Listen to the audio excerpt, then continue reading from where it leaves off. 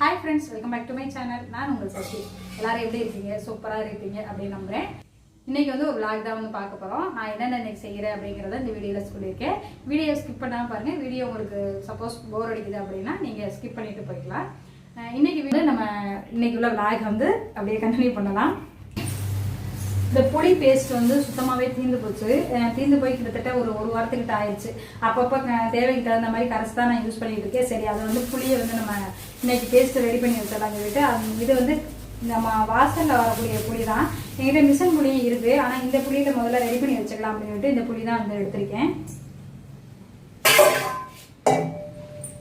இது வந்து ஒரு 1/2 கிலோ புளி அளவுக்கு இருக்கும். இதை வந்து ஒரு பாத்திரத்தில் போட்டுட்டு தேவையான அளவு, அதாவது இந்த புளி முழுகிற அளவுக்கு தண்ணி ஊற்றிக்கலாம்.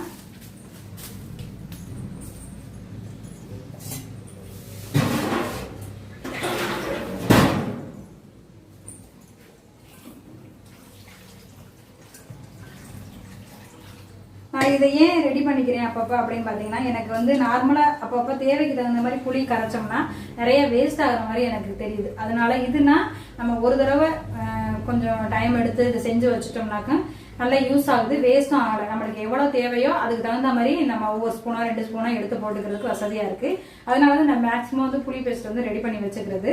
இப்போ வந்து புளியை நல்லா ஊறட்டும். ஊறினதுக்கப்புறம் நான் வந்து இது எப்படி செய்யுதுன்னு சொல்கிறேன். இது கொஞ்சம் நேரம் நல்லா ஊறட்டும்.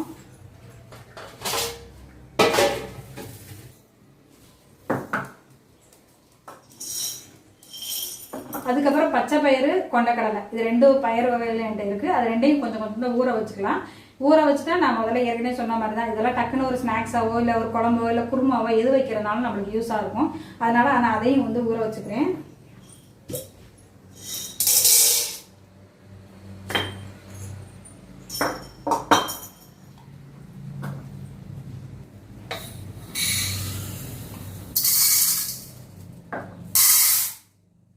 பச்சை பயிரை கூட நீங்கள் முளைக்கட்டி எடுத்து வச்சு யூஸ் பண்ணிக்கலாம். அதுவுமே நல்லா இருக்கும். ஒரு பெசல்ட்டு செய்யலாம். அதுக்கப்புறம் ஒரு ஸ்நாக்ஸாக வந்து சாப்பிடலாம். சாலட் மாதிரி வந்து ரெடி பண்ணிக்கலாம். இந்த மாதிரி எதுக்கு வேணாலும் நம்ம யூஸ் பண்ணிக்கலாம். எப்போவுமே வந்து அப்படியே சாப்பிட்றத விட முளைக்கட்டி சாப்பிட்டா இன்னுமே வந்து ஹெல்த் பெனிஃபிட் வந்து அதிகமாக இருக்கும். அதனால தான் சொல்கிறேன்.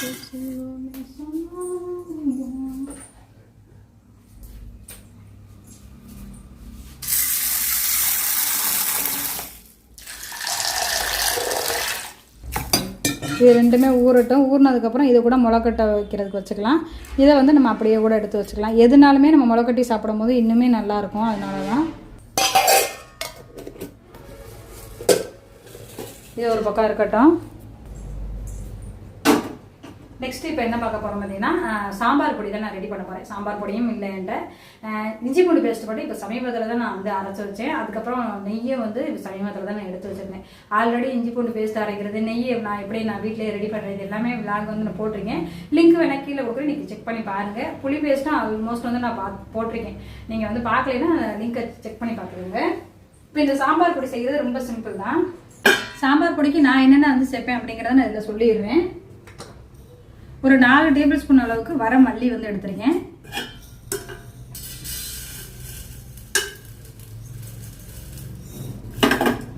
எனக்கு வந்து ஓரளவுக்கு அளவு தெரியுங்கிறதுனால நான் அப்படியே வந்து போட்டிருக்கேன். உங்களுக்கு தெரியல அப்படின்னா நீங்கள் ஸ்பூனில் வந்து மெஷர் பண்ணி எடுத்துக்கோங்க. அதுக்கப்புறம் ஒரு 2 டேபிள் ஸ்பூன் வந்து கடலைப்பருப்பு, 2 டேபிள் ஸ்பூன் வந்து உளுந்தம் பருப்பு, 2 சேர்த்துக்கலாம்.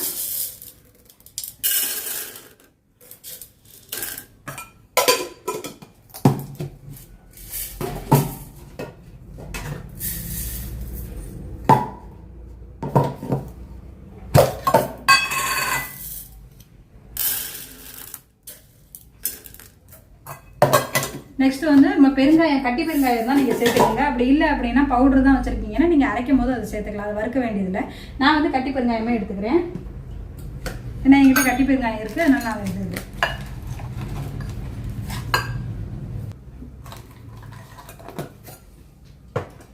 அதுக்கப்புறம் 1 ஸ்பூன் வந்து சீரகம், 1 ஸ்பூன் வந்து மிளகு, 2ஐயும் சேர்த்துக்கலாம்.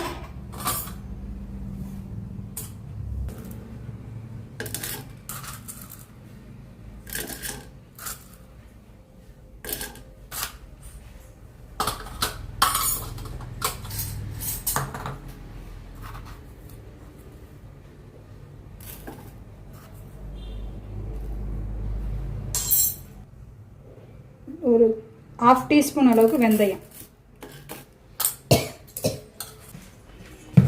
நெக்ஸ்ட்டு வந்து மிளகா எடுத்துக்கோங்க. நான் வந்து ஒரு 20-25 மிளகா கிட்ட எடுத்துக்கிறேன். உங்களுக்கு காரம் கம்மியாக வேணும்னா நீங்கள் அதுக்கு தகுந்த மாதிரி எடுத்துக்கோங்க. அதுக்கப்புறம் வந்து கலர் வேணும்னா காஷ்மீரி மிளகாய் இருந்தால் அதில் ஒரு 5-6 மிளகா வந்து நீங்கள் சேர்த்துக்கலாம். இப்போ நான் மிளகாயும் எடுத்துட்டேன். இதில் வந்து சாம்பார் பொடிக்கு தேவையான எல்லாமே எடுத்து வச்சுருக்கேன். இதில் கொஞ்சம் கருவேப்பிலை சேர்த்துக்கலாம். நான் கருவேப்பிலை எடுத்துகிட்டு வந்துடுறேன். இது எல்லாமே பார்த்தீங்கன்னா நம்ம வெறும் கடாயில் தான் வந்து வறுக்கணும். இதில் எண்ணெயெல்லாம் எதுவுமே ஊற்ற வேண்டியது, எல்லாமே ட்ரை ரோஸ்ட் தான் வந்து பண்ண போகிறோம்.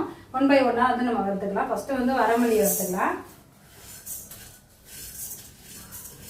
எல்லாமே வாசம் வர வரைக்கும் ஒரு 4 to 5 minutes வந்து நம்ம வறுத்து எடுத்துக்கலாம்.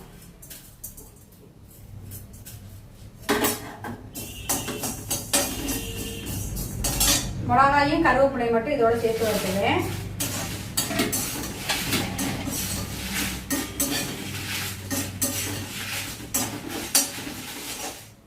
எப்போவுமே நான் சாம்பார் பொடி இந்த மாதிரி தான் வீட்டிலேயே அரைச்சி வச்சுக்கிறது. நான் கடையில் மேக்ஸிமம் எந்த பாக்கெட் ஐட்டமே வாங்குறதே கிடையாது. முடிஞ்ச வரைக்கும் எல்லா பொடியுமே பார்த்தீங்கன்னா நான் வீட்டிலேயே அரைச்சி வச்சுருப்பேன். ஒரு சிஸ்டர் கூட இடியப்ப ரெசிபி வந்து கேட்டிருந்தாங்க. அதுவுமே பார்த்தீங்கன்னா இன்றைக்கி நான் ரெடி பண்ண போகிறேன். அதுக்கு முதல்ல வந்து நம்ம அரிசி ஊற வைக்கணும். இதை வறுத்துட்டு நம்ம அரிசி ஊற வச்சுக்கலாம்.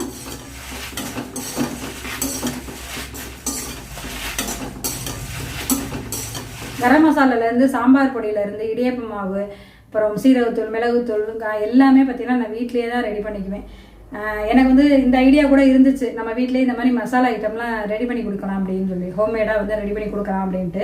ஆனால் அது எந்த அளவுக்கு மூவ் ஆகும் அப்படிங்கிறதே எனக்கு தெரியலை.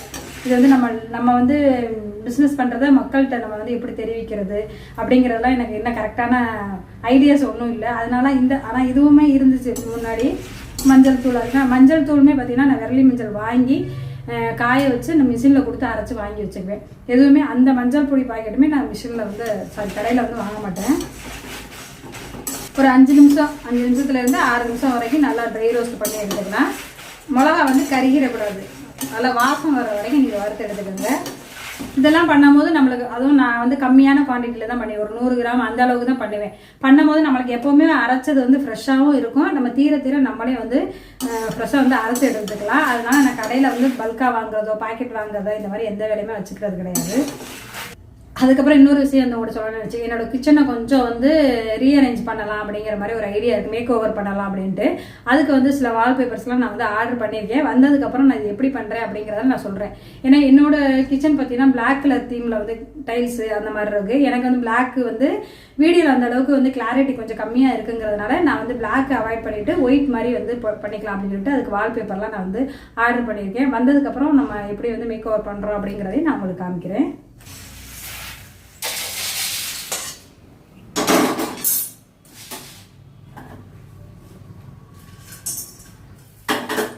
இதில் வந்து மிளகு, சீரகம், வெந்தயம் அது 3மே வந்து போட்டிருக்கேன். இது கூட 1 டேபிள் ஸ்பூன் வந்து பச்சரிசி வந்து எடுத்துருக்கேன். இது வறுக்கையில் நம்ம சேர்த்து வந்து வறுத்துக்கலாம். இதெல்லாம் கொஞ்சம் திக்னஸ் கொடுக்குறதுக்காக தான். இதிலே வந்து கட்டி பெருங்காயம் போட்டிருக்கேன். அதுவுமே பார்த்தீங்கன்னா உங்களுக்கு நல்லா பொரிஞ்சு வந்துடும். அது வந்து மிக்சியில் அரைக்கும் போது ஈஸியாக இருக்கும். பொரிஞ்சிருச்சுன்னா அரை போட்டுறதுக்கு ஈஸியாக இருக்கும்.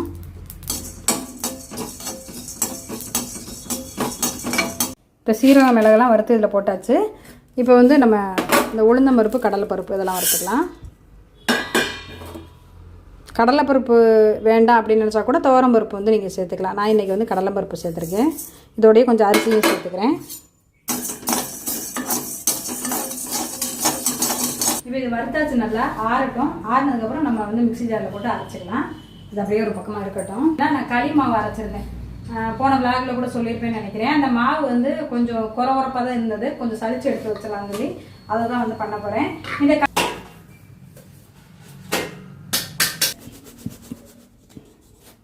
இந்த களி மாவு முதற்கொண்டு நான் வந்து மிக்சிலே தான் அரைப்பேன், மிஷினில் கொடுக்க மாட்டேன். ஏன்னு பார்த்தீங்கன்னா மிஷினில் கொடுக்குற அளவுக்கு நிறைய நான் மாவுலாம் அரைக்க மாட்டேன். எப்போவுமே ஒரு 1/2 கிலோ அந்த மாதிரி தான் வந்து அரைப்பேன். அதனால நான் வந்து மிக்சிலேயே என்னோடய மிக்சியுமே நல்லா அரைக்குங்கிறதுனால நான் அதுலேயே வந்து அரைச்சி இந்த மாதிரி சளிச்சு வச்சுக்குவேன். இது மட்டும் கிடையாது, நாங்கள் ரெகுலராக குடிக்கக்கூடிய கவுனி அரிசி கஞ்சி இருக்கு இல்லையா, அதாவது உளுந்தங்கஞ்சி, அந்த மிக்ஸும் பார்த்தீங்கன்னா நான் வீட்டிலேயே தான் ரெடி பண்ணுவேன். அது கிட்டத்தட்ட 2 கிலோ கவுனி அரிசி 1 கிலோ, உளுந்து 1 கிலோ, கருப்பு உளுந்து 1 கிலோ, ரெண்டுமே ஒவ்வொரு கிலோ, மொத்தமாக 2 கிலோ.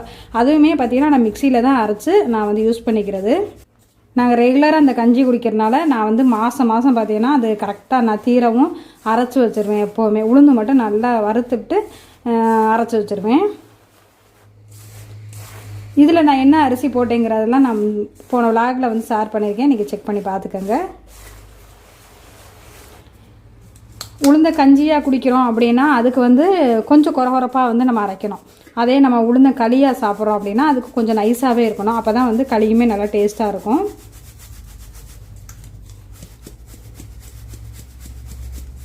களிக்கின்றது முன்னாடிலாம் அடிக்கடி செய்வேன். இப்போ வந்து ரெகுலராகவே உளுந்த கஞ்சி வந்து குடிச்சிடுறோம். நாங்கள் காலையில் டீயை ஸ்கிப் பண்ணிவிட்டு அதுக்கு பதிலாக நாங்கள் ஒரு 2 இயர்ஸாக பார்த்தீங்கன்னா அது உளுந்த கஞ்சி தான் வந்து குடிச்சிக்கிட்டு இருக்கோம். அதனால் களியை வந்து ரொம்ப ரேராக தான் நான் வந்து ரெடி பண்ணுவேன். அதனால் கொஞ்சமான குவான்டிட்டியில் நான் அரைச்சி வச்சுக்கிட்டேன். இதை சளிச்சிட்டு திருப்பி மிக்சியில் போட்டு நம்ம வந்து நைஸாக பவுட்ரு பண்ணிக்கலாம். இது பாருங்கள் நல்லா குறகுறப்பாக இருக்குது. இது பாருங்கள் நல்லா பவுட்ராக இருக்குது. இது வந்து களிக்கு நல்லாயிருக்கும். இதை மிக்ஸி ஜாரில் போட்டு திருப்பி நம்ம அரைச்சிக்கலாம்.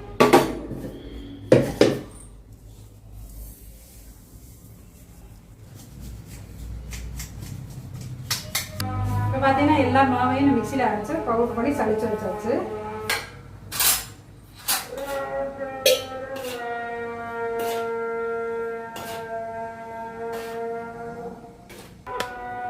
இல்லைன்னா களி மாவு நம்மளுக்கு இந்த அளவுக்கு கிடச்சிருக்கு.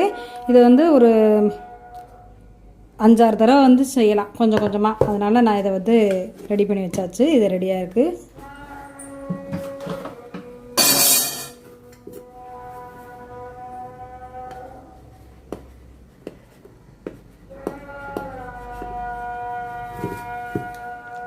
களி மாவு நான் எழுதி வச்சுருக்கேன்.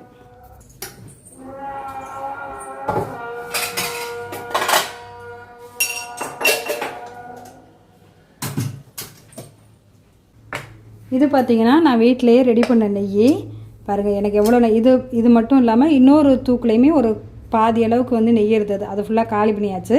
இப்போ வந்து நான் இந்த நெய் வந்து எடுத்திருக்கேன். நெய் பார்த்திங்கன்னா நல்லா மணலாக சூப்பராகவே இருக்கும். நம்ம கடையில் காசு கொடுத்து நெய்யெல்லாம் வாங்க வேண்டியதில்லை. நம்ம நார்மலாக வீட்டில் வாங்கக்கூடிய பாலை வச்சு எப்படி அதிலேருந்து எடுத்து நெய் எடுக்கலாம் அப்படிங்கிற வீடியோவை நான் போட்டிருக்கேன். நெக்ஸ்ட்டு வந்து நம்ம பச்சரிசி மாவு எடுத்து, இது வந்து ஆக்சுவலாக ரேஷன் அரிசி, இதில் இருந்தால் நம்ம இடியப்ப மாவு வந்து நான் ரெடி பண்ண போகிறேன். இதுக்கு வந்து நான் 1 படி மாவு அளவுக்கு அரிசி எடுத்துக்கிறேன்.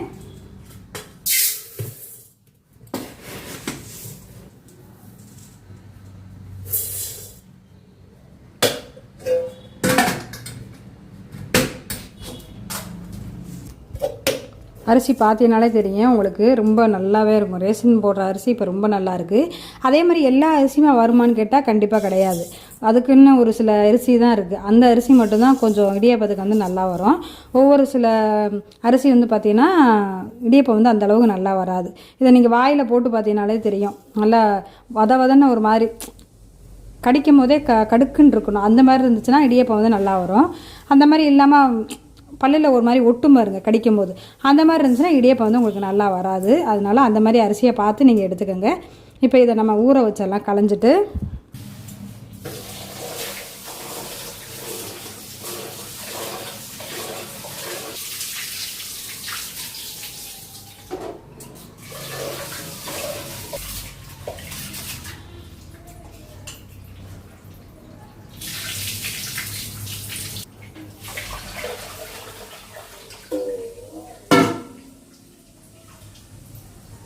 இது ஊறட்டும். ஊறினதுக்கப்புறம் நம்ம வந்து பார்க்கலாம்.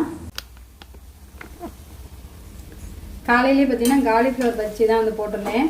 அது வந்து மாவு கொஞ்சம் மிச்சம் இருந்துச்சு. எனக்கு வந்து காலிஃப்ளவர் கிடையாது. அதனால அந்த வெங்காயத்தை கட் பண்ணி அதில் போட்டு நம்ம அதை ரெடி பண்ணிடலாம்னு சொல்லி லஞ்சுக்கு தொட்டுக்கலாம் அப்படின்ட்டு அதுதான் ரெடி பண்ணிகிட்டு இருக்கேன். லஞ்ச் பார்த்தீங்கன்னா இதுதான். இது வந்து மீல் மேக்கர் குழம்பு. இது காலையில் டிஃபனுக்கு நான் அதே வச்சுட்டு இட்லிக்கு சாப்பிட்டுட்டு இப்போ மீதி இருக்கிறத மத்தியானத்துக்கு கீரை அண்ட் வந்து காலிஃப்ளவர் பஜ்ஜி அவங்களுக்கு, எனக்கு வெங்காய பஜ்ஜி இதை வந்து போட்டுட்டு லஞ்ச் இந்த சாப்பிட போகிறேன்.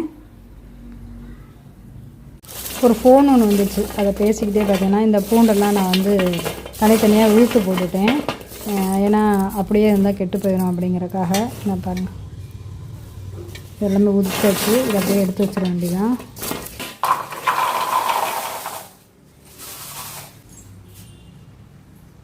இதில் இருக்கிறது பார்த்தீங்கன்னா கொஞ்சம் பழைய பூண்டு, அதனால் இதை தனியாக வச்சுருக்கேன். இது வந்து அதுக்கப்புறம் ஆன பூண்டு, அதனால் இதை மேலாப்பில் வச்சுருக்கேன். புளி பேஸ்ட்டு பார்த்தீங்கன்னா ஊற வச்சுருந்த புளியை என்ன பண்ணியிருக்கேன், நல்லா கரைச்சிட்டு ஃபில்ட்ரு பண்ணி எடுத்து வச்சுருக்கேன். இந்த அளவுக்கு திக்னஸோட, ரொம்ப வந்து தண்ணியாக கரைக்கக்கூடாது, ஓரளவுக்கு திக்னஸோட நான் வந்து கரைச்சி எடுத்து வச்சுருக்கேன். இப்போ இதை வந்து நம்ம அப்படியே அடுப்பில் வச்சு கொதிக்க விடலாம்.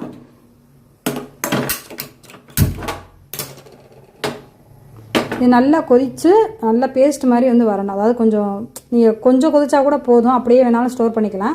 எனக்கு கொஞ்சம் பேஸ்ட் கன்சிஸ்டன்சியில் வந்து அதுக்கப்புறம் நான் வந்து இறக்கி வச்சுக்குவேன். இது வந்து நல்லா கொதி வரட்டும். ரொம்ப க்ளோஸ் பண்ண வேண்டாம், ஏன்னா அதிலேருந்து அப்புறம் பொங்கி வெளியில் ஊற்றிடும். கொஞ்சம் நார்மலாக ஒரு கொதி வந்ததுக்கப்புறம் கொஞ்சம் மீடியம் ஃப்ளேமில் வச்சு அப்படியே ரொம்ப நேரம் கொதிக்க வைக்கலாம். இது வந்து பார்த்திங்கன்னா அரிசி ஓரளவுக்கு இப்போ ஒரு மணி நேரம் ஊறி இருக்குது. இன்னும் ஒரு 2-3 மணி நேரம் ஊறட்டும்.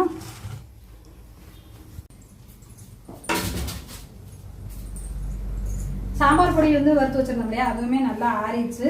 இப்போ அதை அரைச்சிடலாம்.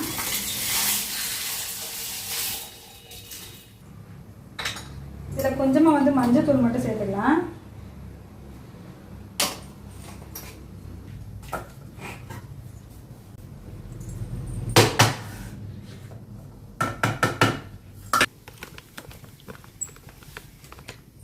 சாம்பார் பொடி பார்த்திங்கன்னா சூப்பராக வந்து ரெடி ஆகிடுச்சு. நல்ல வாசமாக இருக்குது. அரைக்கும் போது செம்ம ஃப்ளேவரில் வந்துருக்கு. கண்டிப்பாக இதை ட்ரை பண்ணி பாருங்கள். ஒன் டைம் வந்து நம்ம அரைச்சி வச்சுட்டா போதும். இது கொஞ்சம் ஆறுனதுக்கப்புறம் நம்ம ஏர்டைட் பாக்ஸில் போட்டு ஸ்டோர் பண்ணி வச்சுக்கலாம். நான் இன்றைக்கி வந்து கண்ணாடி பாட்டிலில் தான் ஸ்டோர் பண்ண போகிறேன். இந்த பாக்ஸ் நிறையா தான் நான் எப்போவுமே சாம்பார் பொடி வந்து அரைச்சி வச்சுக்குவேன். இந்த பாட்டில் நிறையா. இது வந்து எனக்கு கரெக்டாக இருக்கும். இது தீர்ந்ததுக்கப்புறம் திருப்பி வந்து நான் ஃப்ரெஷ்ஷாக வந்து அரைச்சிக்கிறது. இதில் எழுதி தீர்ந்து கிட்டத்தட்ட ஒரு வாரத்துக்கு மேலே ஆயிடுச்சு. நானும் ஒவ்வொரு நாள் வந்து அரைக்கணும்னு நினைக்கிறது, ஆனால் அரைக்க முடியாமல் போயிடும். இன்றைக்கி வந்து அரைச்சாச்சு. இதை கொஞ்சம் ஆற வச்சுட்டு நம்ம வந்து அதுக்கப்புறம் கொட்டி வச்சுக்கலாம். ஆறட்டும். இப்போ பார்த்தீங்கன்னா இது ஓரளவுக்கு நல்லா கொதிக்க ஆரம்பிச்சிருச்சு. இப்போ இந்த ஸ்டேஜில் என்ன பண்ணுறீங்கன்னா அடுப்பை வந்து மீடியம் ஃப்ளேமில் வச்சுருங்க. அது பாட்டு கொதிச்சுக்கிட்டே இருக்கும். நீங்கள் அப்படி இல்லை அப்படியே ஃபுல்லாக வச்சிங்கன்னா அவ்வளோ பொங்கி ஊற்றிடும். இப்போ இப்படியே இருக்கட்டும். அது வந்து நல்லா கொதிச்சு கொஞ்சம் நேரம் உங்களுக்கு வத்தோம்.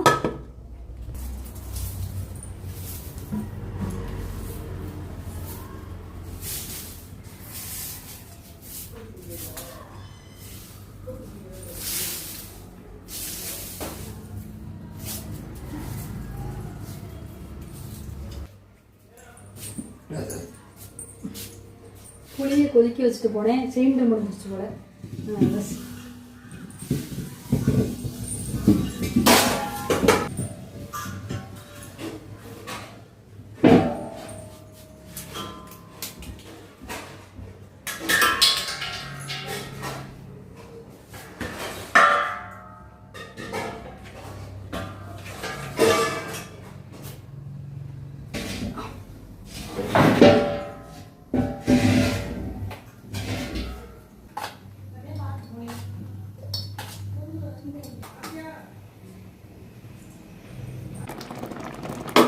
இப்போ பார்த்தீங்கன்னா இந்த பேஸ்ட் வந்து நல்லா ரெடி ஆயிடுச்சு.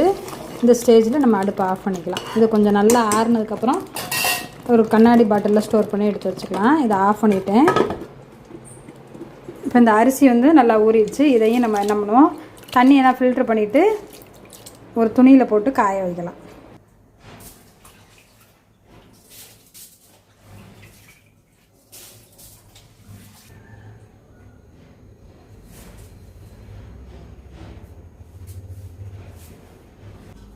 இப்போ தண்ணியெல்லாம் நல்லா உடைஞ்சிருச்சு. அப்படியே ஃபேனுக்கு அடியில் நம்ம காய வச்சிடலாம்.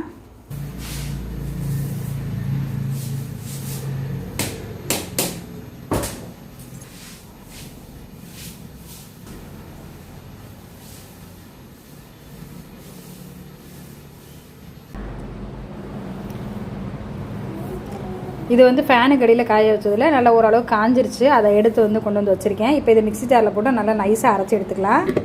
பார்த்தீங்கன்னா இந்த அளவுக்கு நைஸாக அரைச்சிருக்கேன். இதை ஒரு பாத்திரத்தில் மாற்றிக்கலாம். அடுத்து மறுபடியும் ஒவ்வொரு பேட்சாக வந்து போட்டு அரைச்சி எடுத்துக்கலாம்.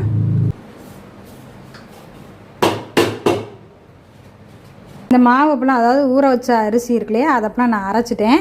இதை ஃபுல்லாக நம்ம என்ன பண்ண போகிறோம்னா இப்போ இதை வறுக்க போகிறோம். நம்ம வந்து வறுத்துட்டு இதை ஸ்டோர் பண்ணி வைக்கலாம். அதுக்கப்புறம் நம்ம புட்டு கொழுக்கட்டை இந்த மாதிரி என்ன ரெசிபி வேணாலும் செஞ்சுக்கலாம். இதை வறுத்து நம்ம சளிச்சு எடுத்து வச்சுக்கணும். இது கொஞ்சம் குறகுறப்பாக இருக்குது. நல்லா வறுத்துட்டு அதுக்கப்புறம் சளிச்சு எடுத்துக்கணும். ரொம்ப வாசம் வர்ற வரைக்கும் நல்லா வாசம் வரும் இல்லையா வறுக்கும் போதே, அந்த மாதிரி வரும்போது நீங்கள் அடுப்பை ஆஃப் பண்ணிக்கலாம். இப்போ நான் வறுக்கிறதுக்கு இந்த கடாய் தான் எடுத்திருக்கேன். இங்கே பார்த்தீங்கன்னா இந்த புளி சக்கையெல்லாம் இருந்துச்சு இல்லையா, அந்த புளி பேஸ்ட் எடுத்துகிட்டு அந்த சக்கையெல்லாம் இருந்துச்சு இல்லையா அதை வேஸ்ட் பண்ண வேணாம்ட்டு எப்படி இருந்தாலும் நாளைக்கு வந்து நான் விளக்கணும். கிட்டத்தட்ட எங்கள் அத்தைக்கு வந்து 30 நாள் ஆக போகுது. அதனால் இன்னமே பூஜையெல்லாம் வந்து நம்ம பண்ணலாம் அப்படிங்கிறதுனால விளக்கிடலாம்னு சொல்லி அந்த விளக்கில் உள்ள பூஜை சாமான் இதெல்லாம் கிட்டத்தட்ட 1 மந்த் ஆகுது கழுவி. அதனால் அந்த புளியிலேயே அந்த தண்ணியை ஊற்றி இந்த விளக்கு எல்லாமே வந்து பித்தளை ஜாமான் எல்லாத்தையும் வந்து அதில் போட்டிருக்கேன். கொஞ்சம் நேரம் கொதிச்சதுக்கப்புறம் நம்ம வாஷ் பண்ணி வச்சுக்கலாம். ஆக்சுவலாக நான் இது இன்றைக்கி வாஷ் பண்ணலை, நாளைக்கு தான் வாஷ் பண்ண போகிறேன். அதனால் இப்போவே வந்து அந்த வேஸ்ட் பண்ண வேணாமேன்னு அந்த புளி சக்கையை போட்டு நான் ஊற வச்சுருக்கேன். மாவு வந்து முதல்ல நிறையா போட்டுறாதீங்க, நம்மளுக்கு வறுக்கிறதுக்கும் கொஞ்சம் கஷ்டமாக இருக்கும். அதனால் கொஞ்சம் கம்மியான அளவு வந்து போட்டு நீங்கள் மீடியம் ஃப்ளேமில் வச்சு நல்லா வறுத்து எடுத்துடலாம். நான் ஒரு 4 கரண்டி வந்து மாவு போட்டிருக்கேன். இதை வந்து ஃபஸ்ட்டு வந்து ஹை ஃப்ளேமில் வச்சுட்டு அப்புறம் கொஞ்சம் நேரம் மாவு ஹீட் ஆனதுக்கப்புறம் மீடியம் ஃப்ளேமில் வச்சு நம்ம வறுக்கலாம்.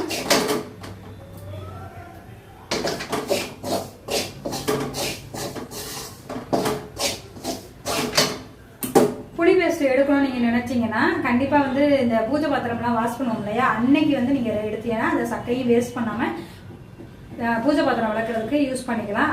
அந்த எனக்கு வந்து இது கரெக்டாக இப்போ மேட்ச் ஆகிடுச்சு. அதனால் நான் அதில் வந்து ஊற போட்டிருக்கேன்.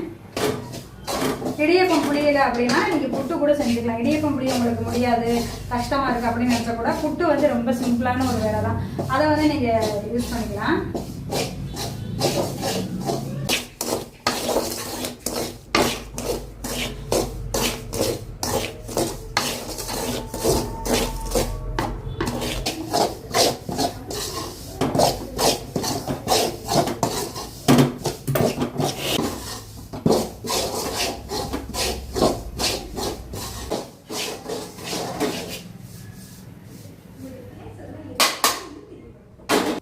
இந்த மாவு ஃபுல்லாக நான் வறுத்துட்டேன். இதை வந்து நம்ம சளிச்சு எடுத்து வச்சிடலாம்.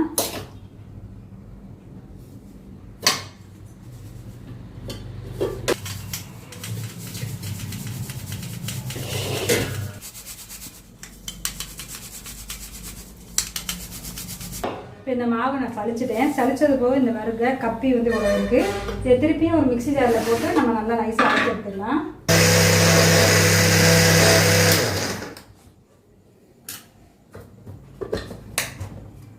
பாத்திரத்தில் போட்டு நம்ம ஸ்டோர் பண்ணி வச்சிட்டோம்னாக்கும் சும்மா இரு பாப்பா. ஸ்டோர் பண்ணி வச்சிட்டோம்னாக்கும் நம்ம எப்போ வேணாலும் எந்த ஸ்நாக்ஸு டிஃபன் இது மாதிரி எது வேணாலும் செய்யலாம்.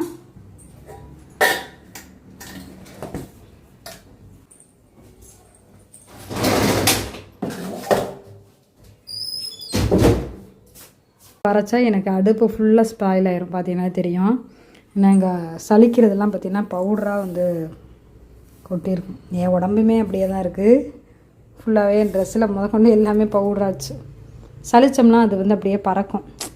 அதுக்கு இதை ஃபுல்லாக வந்து கிளியர் பண்ணணும்.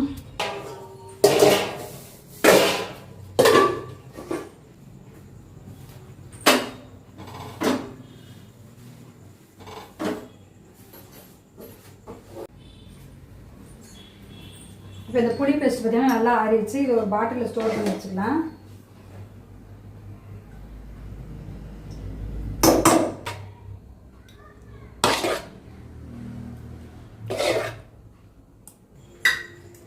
எனக்கு வந்து இந்த 2 பாட்டில் அளவுக்கு கிடச்சிருக்கு. இப்போ யூஸ் பண்ணுறதை மட்டும் நான் வெளியில் வச்சுருவேன், அதாவது ஃப்ரிட்ஜில் வச்சுருவேன். இது முடிஞ்சதுக்கப்புறம் இது ஃப்ரீசரில் வச்சுருவேன். ரெண்டுமே எனக்கு வந்து நல்லா யூஸ் ஆகும். அதனால் இதை வந்து நான் ரெடி பண்ணி வச்சுட்டேன். கருவேப்பிலை மல்லி இதெல்லாம் வந்து ஸ்டோர் பண்ணி வச்சுக்குவேன். எனக்கு வந்து நாளைக்கு தேவையான பூண்டு, அதாவது சட்னிக்காக இருக்கட்டும் எதுக்காக இருக்கட்டும் அந்த இதுக்கு வந்து தேவைப்படுமேனு கொஞ்சம் பூண்டு வந்து நான் உரித்து வச்சுருக்கேன். இந்த மாதம் இந்த வாரத்துக்கு இன்னும் காய்கறி எதுவுமே வாங்கலை, அதனால் வாங்கினதுக்கப்புறம் தான் ஸ்டோர் பண்ணி வச்சுருக்கேன். இப்போ மட்டும் இருக்கிற காய்கறியை நான் வந்து ஸ்டோர் பண்ணி வச்சுக்கிட்டுருக்கேன். இது வந்து நாளைக்கு யூஸ் பண்ணுறதுக்காக நான் வந்து வெங்காயத்தை உரித்து வச்சுட்டேன். வெங்காயம் பெரும்பாலும் வந்து காலையில் என் ஹஸ்பண்ட் தான் உரிப்பாங்க. என்னைக்காவது ஒரு நாளைக்கு நான் ஃப்ரீயாக இருந்தேன் அப்படின்னா நான் கொஞ்சம் இந்த மாதிரி வந்து உரித்து ரெடி பண்ணி வச்சுக்குவேன். காலையில் ஈஸியாக இருக்கும் அப்படிங்கிறதுக்காக. அவ்வளோதான். இதில் வந்து மல்லி இருந்தால் நான் வைப்பேன். மல்லியும் இல்லை, புதினாவும் இல்லை, அதனால் அது மட்டும் பாக்ஸ் வந்து காலியாக இருக்குது. கருவேப்பிலை நான் 2 பாக்ஸில், அதாவது 2 இதில் வந்து ஸ்டோர் பண்ணி வைப்பேன். கருவேப்பிலையுமே இன்றைக்கி கம்மியாக தான் இருக்குது, அதை மட்டும் எடுத்து வச்சுருக்கேன். ஓகே, இதை க்ளோஸ் பண்ணி எடுத்து வச்சிடலாம். இந்த பாக்ஸ் வாங்கினதுலேருந்து எனக்கு நல்ல யூஸ். இந்த பாக்ஸ் நான் மீஷோவில் தான் இந்த வாங்கினேன், செக் பண்ணி பார்த்துக்கோங்க. கொண்டக்கடலையும் பார்த்தீங்கன்னா நான் காலையில் ஊற வச்சதுக்கு நல்லாவே ஊறிடுச்சு. இதை தண்ணியை ஃபில்ட்ரு பண்ணிவிட்டு நம்ம வந்து இதை எடுத்து வைக்கலாம். இது வந்து முளைக்கட்டி தான் வைக்க போகிறேன், அதனால் இதையும் நம்ம தண்ணியை ஃபில்ட்ரு பண்ணிக்கலாம்.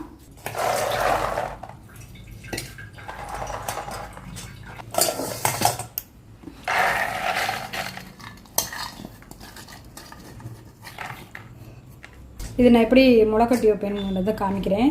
நீங்கள் ஒரு ஒயிட் கிளாத்தில் வந்து அப்படியே ஒரு மூட்டை மாதிரி கட்டி ஏதாவது ஒரு இடத்துல வந்து ஹேங் பண்ணி வைக்கலாம், இல்லைன்னா ஹாட் பாக்ஸில் வைக்கலாம். ரெண்டுமே வந்து நல்லா முளைவிட்டு வரும். நான் இன்றைக்கி வைக்க போகிறது வந்து ஹாட் பாக்ஸ் தான், அதனால் இது கொஞ்சம் நேரம் தண்ணி வடியட்டும். வீட்டில் இருந்து பக்கத்தில் இருக்கிற கூட ஏதோ கிளாஸ் ஸ்கூலில் போன மாதிரி எப்போ எதுக்கு இருக்கிறேன், என்ன எவ்வளவு பேசுகிறேன், எவனை பார்த்தாலும் இந்தியா பேசிக்கிறேன். நீங்கள்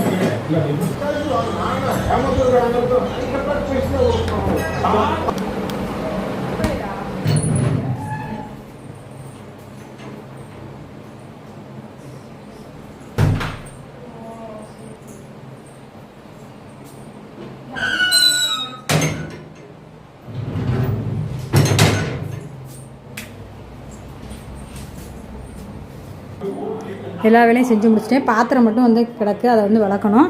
அதுக்கப்புறம் இங்கே டைனிங் டேபிள் ஃபுல்லாக கம்ப்ளீட்டாக கிளியர் பண்ணியாச்சு. நைட்டு டின்னருக்கு அப்படியே சாம்பார் வந்து ரெடி பண்ணிக்கிட்டு இருக்கேன். இதில் பாசிப்பருப்பு, கத்திரிக்காய், தக்காளி, வெங்காயம், பச்சை மிளகா, பெருங்காயம், மஞ்சள்தூள் இது எல்லாமே சேர்த்துருக்கேன். இது வந்து 1 பாட் சாம்பார் மாதிரி தான். இதில் வந்து நம்ம அரைச்சி வச்ச சாம்பார் பொடி இருக்கு இல்லையா, அதையும் வந்து நம்ம சேர்த்துக்க போகிறோம்.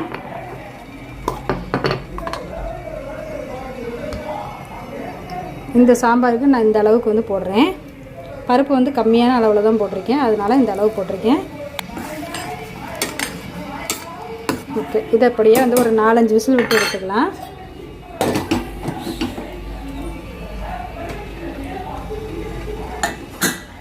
இதுக்கு வந்து சாம்பார் ரெடி ஆயிரும். தோசை தான் ஊற்ற போகிறேன். இங்கே சுடு தண்ணி வந்து போட்டிருக்கேன். இது எல்லாம் ரெடி ஆகிறதுக்குள்ளே நான் இங்கே இருக்கிற வெசல்ஸ்லாம் வந்து வாஷ் பண்ணிட்டு வரணும். வாஷ் பண்ணிவிட்டு நான் வீடியோ காமிக்கிறேன். பாத்திரம் எல்லாமே வாஷ் பண்ணிவிட்டேன், அப்படியே அடுப்பையும் துடைச்சிட்டேன். இங்கே சாம்பாரும் ரெடி ஆயிடுச்சு. சாம்பாரும் சூப்பராக வந்து ரெடி ஆயிடுச்சு. மாவு எடுத்து வச்சுருக்கேன் தோசை ஊற்ற. ஹாட் பாக்ஸில் இந்த மாதிரி நம்ம ஊற வச்ச பச்சை பயிரை போட்டுட்டு அப்படியே ஓவர் நைட் வந்து ஊற வச்சிட்டோம்னாக்கா மறுநாள் காலையில் உங்களுக்கு நல்லா முளைவிட்டு வந்துடும். இந்த வீடியோ உங்கள் எல்லாருக்குமே பிடிச்சிருக்குன்னு நினைக்கிறேன். பிடிச்சிருந்துச்சுன்னா மறக்காமல் லைக் பண்ணி சப்போர்ட் பண்ணுங்கள். இதே மாதிரி நெக்ஸ்ட் வீடியோவில் மீட் பண்ணலாம். அது வரைக்கும் பாய்.